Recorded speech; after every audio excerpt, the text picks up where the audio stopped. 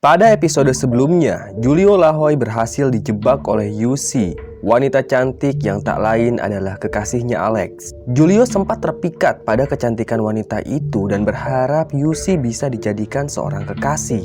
Tapi nyatanya, Yusi malah menjebak Julio Lahoy. Yusi membawa Julio ke sebuah kafe yang ternyata kafe itu sudah dikepung oleh komplotan anak buahnya Alex.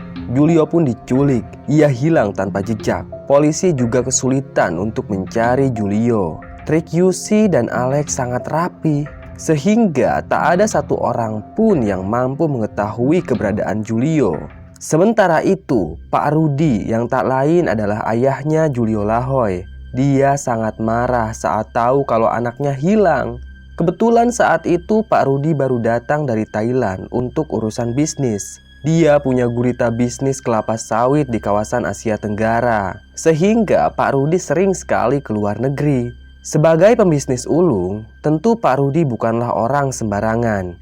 Dia punya organisasi mafia yang sangat mengerikan. Organisasi itu ia dirikan semata-mata hanya untuk melancarkan bisnisnya. Di kalangan mafia, Pak Rudi biasa dipanggil Om Lao Hu. Dalam bahasa Mandarin artinya harimau. Pak Rudi atau biasa dipanggil Om Lao punya jaringan mafia yang sangat luas. Bisa dibilang Om Lao adalah bosnya mafia.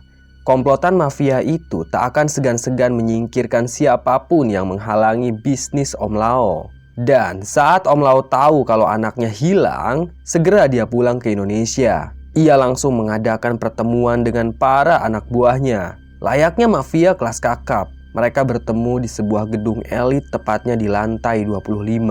Om Lao mengenakan jas, tubuhnya kekar dan bugar. Kulitnya putih, matanya sipit khas orang Tionghoa. Ada jam Rolex berwarna keemasan yang melingkar di tangan kiri Om Lao. Dan di pergelangan tangan kanannya ada tato naga.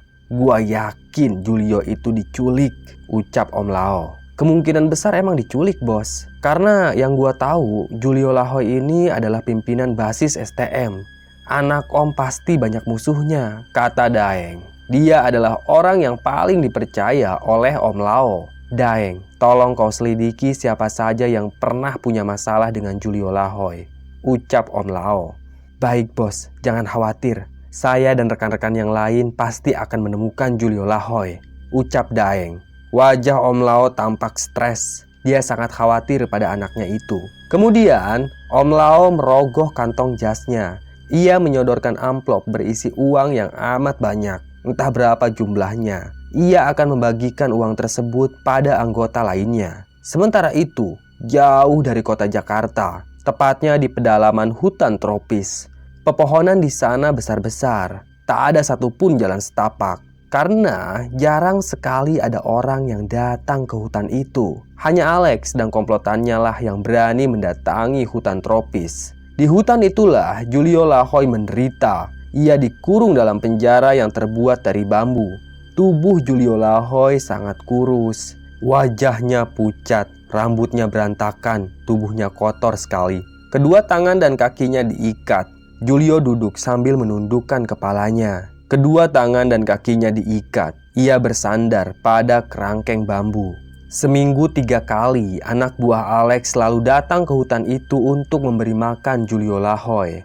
Kelakuan Alex ini memang sangat kejam. Dia menyuruh anak buahnya untuk memberi makan Julio dengan ikan busuk. Mau tidak mau, Julio harus memakannya. Dia tak punya pilihan lain. Kalau mau tetap bertahan hidup, maka Julio harus memakan ikan busuk itu.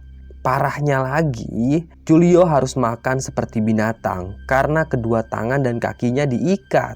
Alex memang sangat sadis. Sore itu, di hutan tropis, langit sedang mendung. Dan sore itu, langit sedang mendung, petanda akan segera turun hujan. Gemuruh petir terdengar dari kejauhan. Julio mendongakkan kepalanya. Kedua matanya sayu. Selang beberapa saat, hujan pun turun dengan sangat deras. Perlahan Julio membukakan mulutnya. Dia hanya bisa minum kalau hujan turun. Untung saja saat ini adalah musim hujan. Selang beberapa saat, terdengarlah suara gemerisik langkah kaki seseorang yang menginjak rerumputan. itu adalah anak buahnya Alex. Dia mengenakan jas hujan warna hitam dan menjinjing sekantong plastik berisi ikan busuk. Setibanya di depan kerangkeng Julio, lelaki itu langsung melemparkan ikan busuk ke dalam kerangkeng. Di tengah hujan deras, Julio Lahoy menatap wajah anak buah Alex. "Gua bisa buat lu kaya," ucap Julio Lahoy. Setiap kali ada pesuruh Alex, maka Julio akan membujuknya. Dia ingin anak buahnya Alex itu berkhianat, tapi tak ada satupun yang berani mengkhianati Alex. Mereka semua tahu kalau Alex itu sangat kejam. Pesuruh Alex tidak menanggapi Julio. Dia pergi begitu saja meninggalkan hutan tropis yang sedang diguyur hujan deras. Julio menjatuhkan tubuhnya. Kemudian dia meringsut mendekati ikan busuk. Beberapa kali Julio muntah saat mencium bau ikan. Tapi ia harus tetap makan karena Julio masih mau hidup. Di tengah hutan tropis seperti ini, polisi dan anak buahnya Om Lao tak akan mampu menemukan Julio.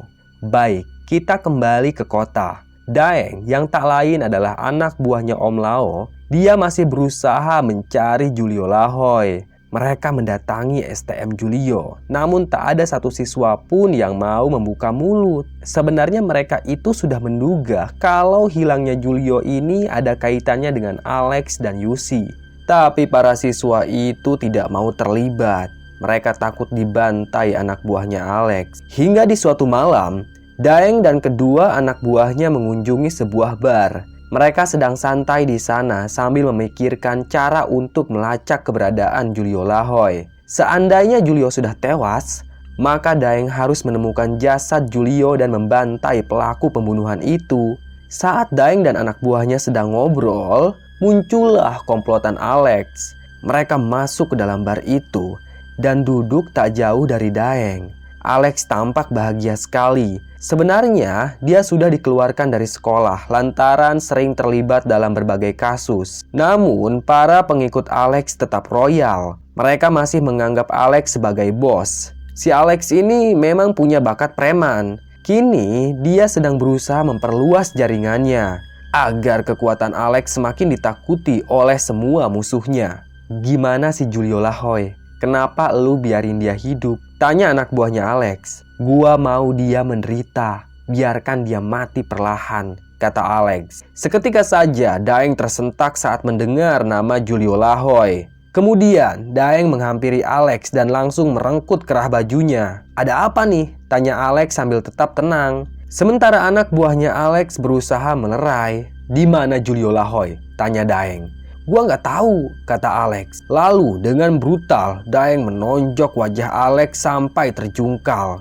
Semua pengunjung bar berteriak. Mereka berhamburan keluar dari bar. Sementara itu, komplotan Alex dan Daeng baku hantam di bar tersebut. Banyak gelas dan botol yang pecah. Walaupun Alex sempat mendapatkan pukulan keras dari Daeng, tapi anak itu berhasil kabur. Daeng dan komplotannya sempat mengejar Alex sampai ke gang-gang kecil. Tapi anak itu sangat lincah. Daeng tak mampu mengejarnya. Singkat cerita, keesokan harinya Daeng mengumpulkan semua anak buahnya. Mereka akan berburu Alex karena anak itu adalah kunci untuk menemukan keberadaan Julio Lahoy. Daeng dapat informasi tempat tinggal Alex. Dia pun langsung menggeruduk tempat itu. Daeng dan komplotannya mendatangi sebuah mes tempat tinggal para sopir Metro Mini. Karena ayahnya Alex ini bekerja sebagai sopir Metro Mini. Ternyata Alex dan ayahnya tak lagi tinggal di sana. Kata salah satu sopir Metro Mini, ayahnya Alex sudah lama resign dari kerjaannya dan tak ada yang tahu keberadaannya sekarang. Bukan hanya tempat itu saja, Daeng juga mengobrak-abrik tempat yang biasa jadi tongkrongan Alex. Tak ada satupun yang tahu di mana anak itu sekarang. Hingga pada suatu malam, ada dua orang anak buahnya Daeng yang datang ke rumah. "Kami tahu di mana Alex," ucap salah satu anak buahnya Daeng. "Di mana dia?" tanya Daeng. Anak buahnya Daeng langsung memberitahu lokasi keberadaan Alex. "Kau yakin dia di sana?" tanya Daeng. "Iya bos, kami yakin.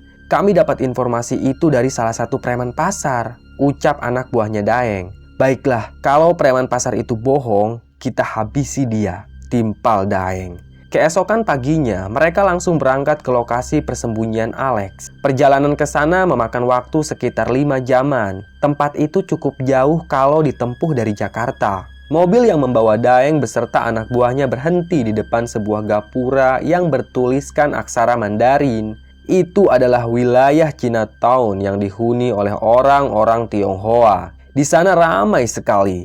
Banyak orang yang berlalu lalang. Daeng juga melihat petokoan Cina yang menjual obat-obatan herbal dan pernak-pernik khas Cina. Daeng beserta komplotannya berjalan dengan tergesa-gesa. Mereka menyusuri kawasan itu. Selang beberapa saat, mereka pun berhenti di depan sebuah ruko. Ruko itu punya 5 lantai dan tampak sudah sangat usang. "Ini tempatnya, bos," ucap anak buahnya Daeng. Segera Daeng menendang pintu ruko itu sampai kacanya pecah. Di dalam ternyata banyak anak buahnya Alex yang sedang asik mengobrol. Mereka kaget dan langsung menyerbu komplotan Daeng. Baku hantam pun terjadi. Namun komplotan Daeng berhasil menghajar mereka satu persatu. Sebenarnya Daeng ini punya pistol, tapi dia memilih untuk berkelahi dengan tangan kosong. Daeng memang ahli bela diri. Dia menguasai berbagai macam aliran bela diri sehingga musuh-musuhnya itu tak mampu menumbangkan Daeng. Mereka semua terkapar dalam kondisi yang amat mengenaskan. Ada yang tangannya patah, ada yang kepalanya bocor, ada juga yang pingsan karena dibanting oleh Daeng. "Ayo kita naik ke atas," ajak Daeng pada anak buahnya. Mereka segera berbondong-bondong menaiki tangga. Di lantai berikutnya ternyata kosong. Tidak ada siapapun di sana. Kemudian mereka kembali menaiki tangga hingga tiba di lantai 5. Di sanalah Daeng berhadapan kembali dengan anak buahnya Alex. Kali ini jumlahnya lebih banyak. Namun dengan mudah Daeng dan komplotannya berhasil menghajar mereka semua. Tapi anehnya, Alex tidak ada di gedung itu. Entah kemana dia. "Katakan di mana Alex?" Daeng mengancam salah satu anak buahnya Alex yang sudah tidak berdaya. "Gua nggak mau kasih tahu elu," bentak anak buahnya Alex. Daeng pun emosi. Dia mencabut pistolnya lalu menodongkan pistol itu tepat di kepala anak tersebut. "Katakan di mana dia atau kuledakkan kepalamu." Anak itu mulai ketakutan dan akhirnya dia memberitahu keberadaan Alex. Nantinya dialah yang akan menunjukkan jalan menuju lokasi persembunyian Alex. Anak buahnya Alex membawa komplotan Daeng ke tengah hutan. Itu adalah lokasi di mana Julio Lahoy terkurung dalam kerangkeng bambu. Setibanya di sana, komplotan Daeng diserbu kembali oleh puluhan anak buahnya Alex. Namun kali ini Daeng tak mau ambil pusing. Dia sudah muak pada permainan Alex. Daeng menembaki anak buahnya Alex hingga mereka tewas satu persatu. Daeng kaget saat melihat kondisi Julio Lahoy yang dikurung dalam kerangkeng bambu. Tubuh Julio sangat kurus, tapi dia masih hidup. Buru-buru Daeng dan anak buahnya mendobrak kerangkeng itu. Lalu mereka langsung menyelamatkan Julio Lahoy. Sementara itu, Alex dan Yusi berhasil kabur. Mereka lari menerjang semak belukar, menjauh dari komplotan Daeng. Lagi-lagi, Daeng gagal menangkap Alex. Namun yang terpenting baginya adalah menyelamatkan Julio Lahoy. Selesai. Terima kasih sudah menyimak cerita Mbah. Tunggu cerita-cerita lainnya ya. Tetap sehat dan salam merinding.